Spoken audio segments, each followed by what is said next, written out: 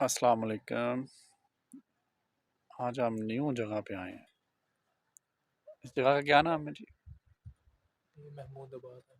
New city, new town. New town Mahmudabad, new city.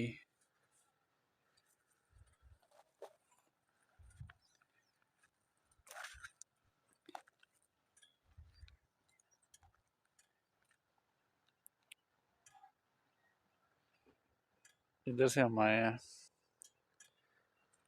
और आज मौसम कुछ साफ नहीं है, धुंध है। अगर धुआं ना होता, साफ मौसम होता तो आपको मंगला डैम का पानी नजर आना था। इधर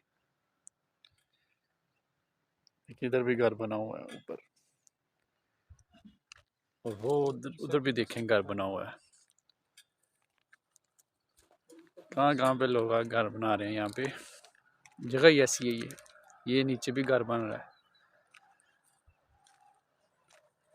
खूबसूरत एरिया, सेक्युलेटेड एरिया,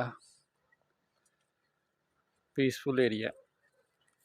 तो अच्छा लगा होगा ये आपको एरिया।